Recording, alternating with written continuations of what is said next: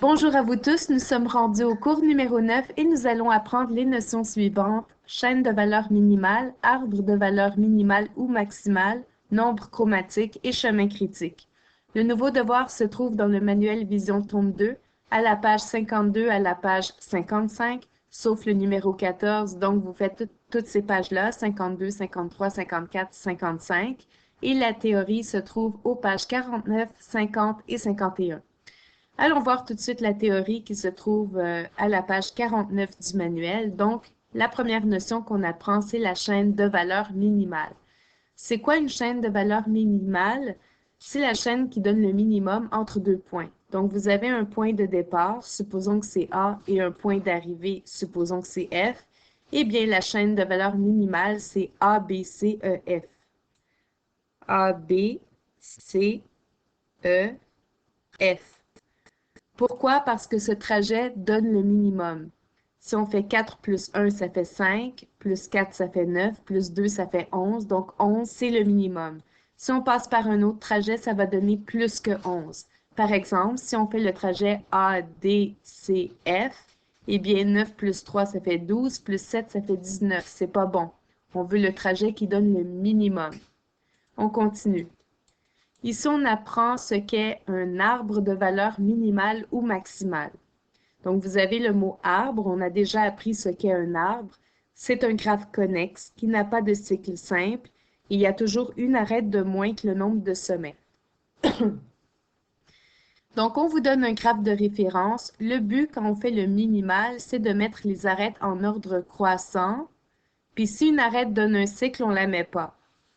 Par exemple, ici, c'est quoi la plus petite valeur? On voit que c'est 5. Donc, on va commencer par mettre l'arête FC. Donc, je vais construire l'arbre de valeur minimale en rouge. Après 5, c'est 6. Donc, je vais mettre l'arête ED. Ensuite, c'est 7. C'est l'arête DC. Donc, on met les arêtes en ordre croissant. On ne va pas mettre la 8 parce que ça va faire une figure fermée. Et dans un arbre, on n'a pas le droit d'avoir de figure fermée. Ensuite, on va mettre la 9.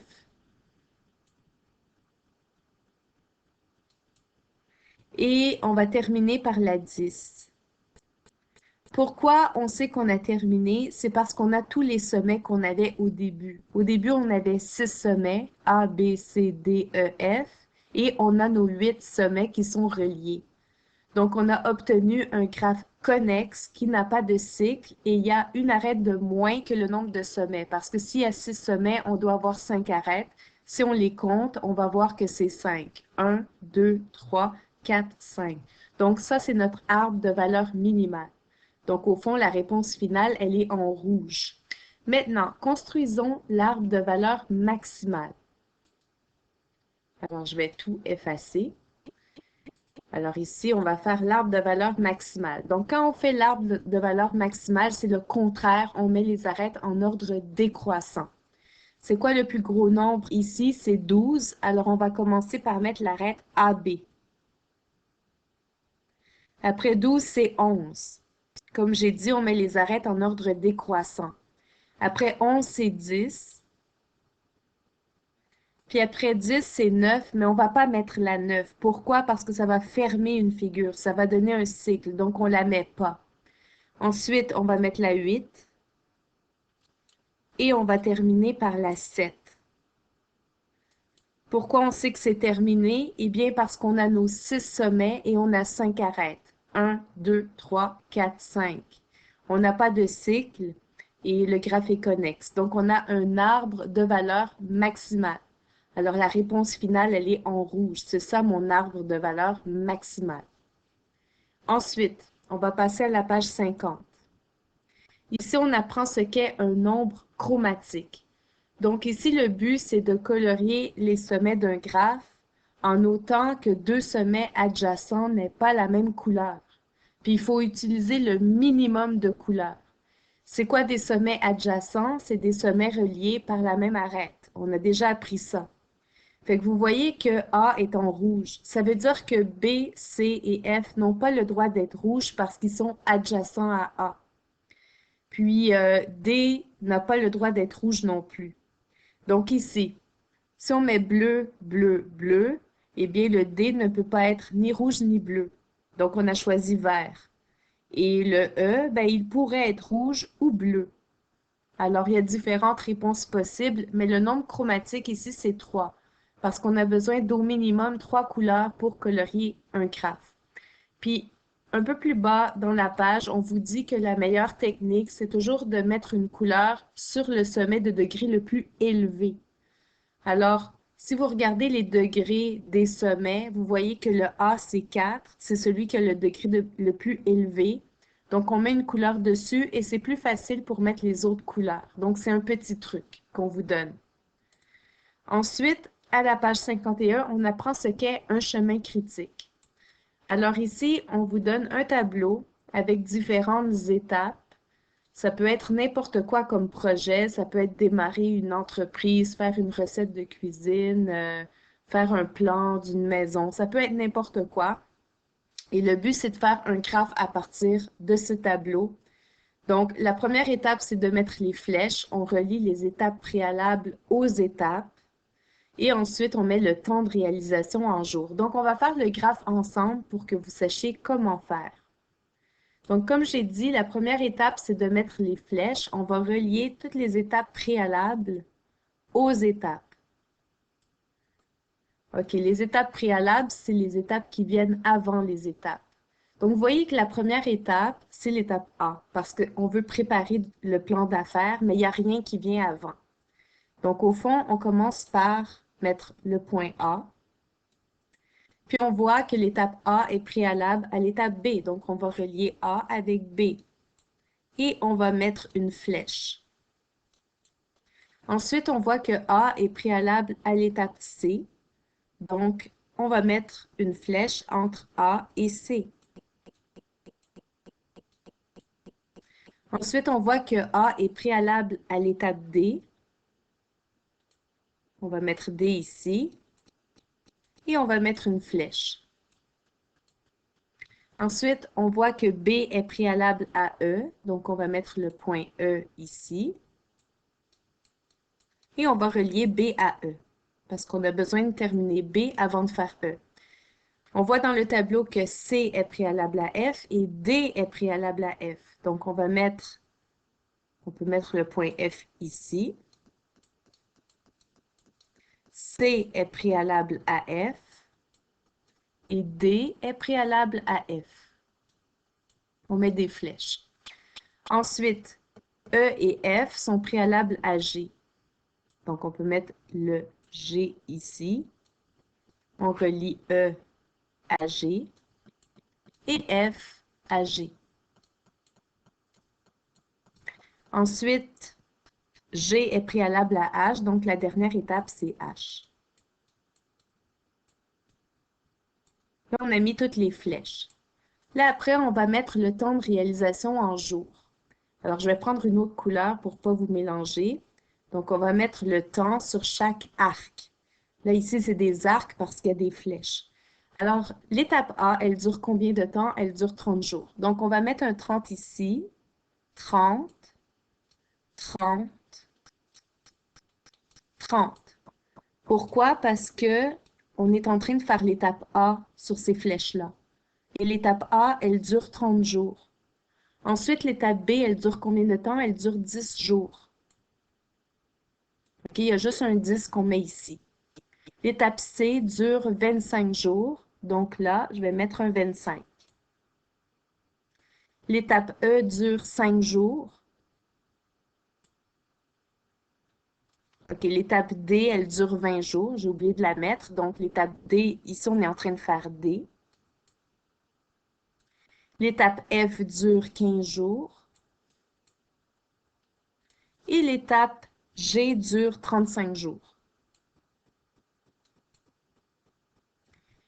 Et l'étape H, c'est la fin. On démarre l'entreprise, donc on a fini. OK? Fait qu'il y a des étapes qui se font en même temps. C'est pour ça qu'il y a comme des arêtes, une par-dessus l'autre. Fait que c'est ça. Au fond, on a donné des titres aux étapes. L'étape A, c'est préparer le plan d'affaires. L'étape B, c'est réaliser réalisation d'une étude de marché. Fait qu'il y a des étapes qu'on a besoin d'avoir terminées avant de faire d'autres étapes, mais il y a des étapes qui se font en même temps. OK? Puis là, c'est quoi le chemin critique? En fait, c'est le chemin qui donne le maximum entre la première et la dernière étape. Ça va être le temps qu'on aura besoin pour démarrer cette entreprise-là. Donc ici, ils ont fait le graphe un peu plus proprement. Donc c'est la même chose, là. Le graphe que j'ai fait en haut se retrouve ici. Puis là, vous voyez qu'il y a différents trajets pour aller de la première à la dernière étape.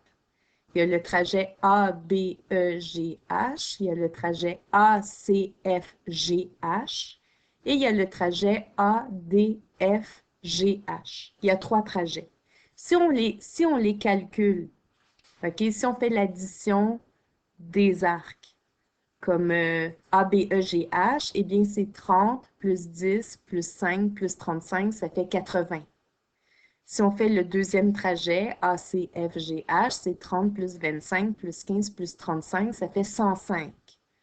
Le A, D, F, G, H, 30 plus 20, ça fait 50, plus 15, ça fait 65, plus 35, ça fait 100. OK? Donc, c'est lequel trajet qui donne le maximum? Eh bien, c'est le deuxième, c'est celui-là.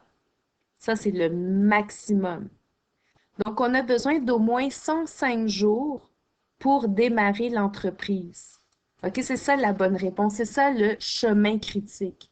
Donc, si dans un examen, on vous demande c'est quoi le chemin critique, vous me répondez A, C, F, G, H. Si on vous demande la valeur du chemin critique, c'est 105 jours. Fait qu'au minimum, on a besoin de 105 jours pour démarrer l'entreprise. Si on a moins que 105 jours, on n'aura pas le temps de faire toutes les étapes. Donc, c'est le maximum qui est le temps nécessaire pour faire toutes les étapes. Donc, je ne veux pas que la vidéo soit trop long. Je vais avoir la chance de vous expliquer le nouveau devoir peut-être dans une autre vidéo ou dans un Meet, mais au fond, on va pratiquer ce qu'on a appris aujourd'hui. Fait que, par exemple, au numéro 1 de la page 52, il faut déterminer le nombre chromatique. Alors, c'est quoi le nombre minimal de couleurs qu'on a besoin? Je vais faire quelques exemples rapidement avec vous. Fait que supposons qu'on met rouge sur ce sommet. Ben, les sommets adjacents n'ont pas le droit d'être rouges. Alors, il faut choisir une autre couleur. Fait que si je mets bleu ici, je peux mettre bleu ici. Je pourrais remettre bleu ici parce que ces deux-là ne se touchent pas directement. Je peux remettre bleu ici parce que ces deux sommets-là ne se touchent pas directement. Par contre, lui n'a pas le droit d'être ni rouge ni bleu parce qu'il est adjacent au rouge et il est adjacent au bleu. Fait qu'on peut choisir vert, par exemple, et je réutilise les mêmes couleurs. Donc, le minimum, c'est 3. Fait que mon nombre chromatique, c'est 3. C'est le nombre minimal de couleurs que j'ai besoin pour colorier un graphe, en autant que les sommets adjacents soient de couleurs différentes. Au numéro 2, on vous demande de représenter l'arbre de valeur minimale et l'arbre de valeur maximale. Donc, vous faites la technique que j'ai expliquée. Pour le minimal, vous mettez les arêtes en ordre croissant. Vous ne mettez pas les arêtes qui donnent un cycle et vous terminez quand vous avez le même nombre de sommets et une arête de moins. Pour le maximal, vous mettez les arêtes en ordre décroissant. Puis ici, ben, ça parle du chemin critique. Vous avez un tableau. Vous mettez les flèches entre les étapes préalables et les étapes. Ensuite, vous mettez le temps. Puis vous allez savoir quel trajet donne le maximum et c'est le temps que vous avez besoin pour faire toutes les étapes. Fait que le devoir pratique les notes de cours qu'on a apprises aujourd'hui, mais je pourrais faire des exemples en classe et dans les prochains meets. Alors voilà, c'est ce qui complète le cours d'aujourd'hui. Je vous souhaite une belle journée.